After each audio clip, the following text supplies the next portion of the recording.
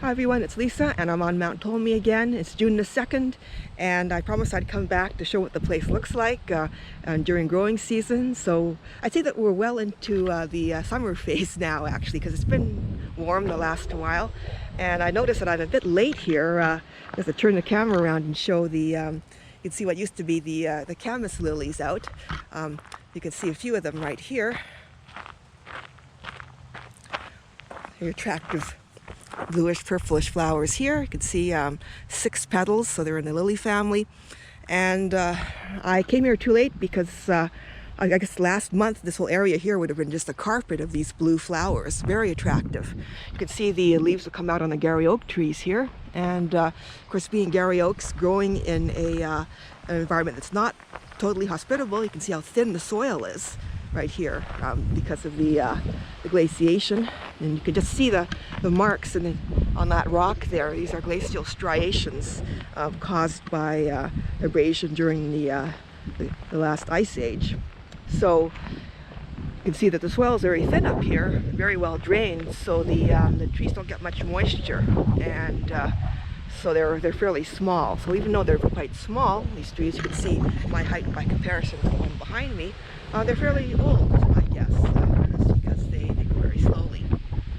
Anyway, so just wanted to check in. Hope everyone's doing okay and had a good spring, and that if you're in school, your work went well, and everybody else, that your family stuff is okay and everything's all right.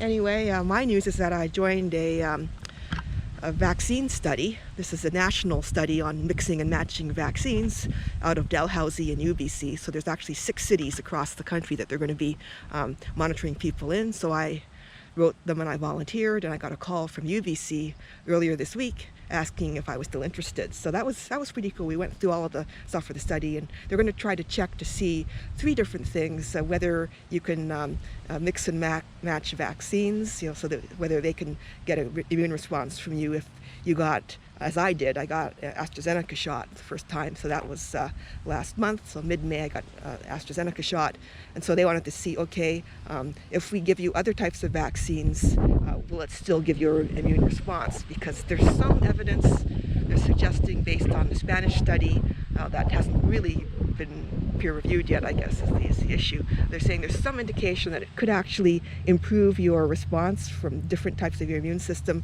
all of the different parts of it, if you get the immunization from 2 different vaccines, both mRNA, messenger RNA, like Pfizer and Moderna, and AstraZeneca and Johnson & Johnson, which we aren't using Johnson & Johnson here in Canada, but my friends in the States, some of them have had that. And those are viral vector, adenovirus-based vaccines. So the idea is if you mix and match between adenovirus or viral vector vaccines and mRNA vaccines, that you'll get this nice range of responses.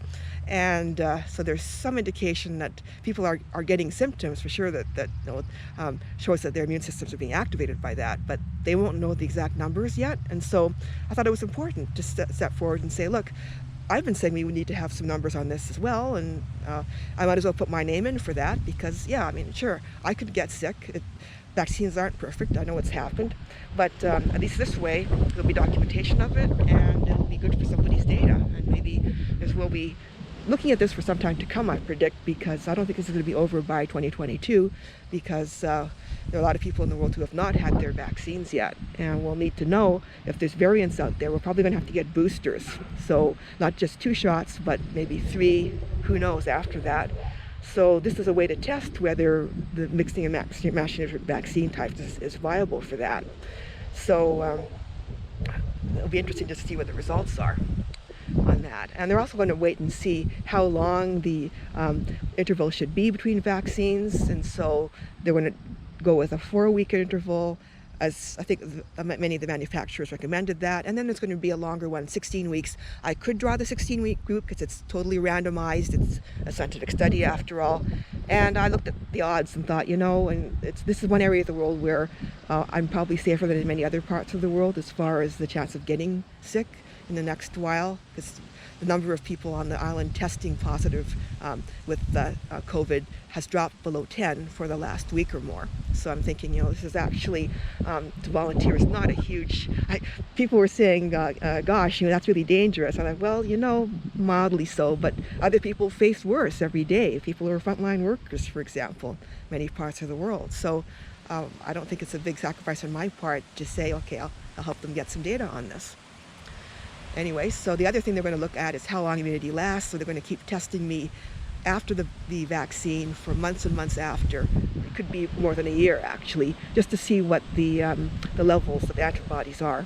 So we have to know that as well, as how long immunity lasts for different kinds of vaccines. So they'll be testing me and checking me. Anyway, so that's my news.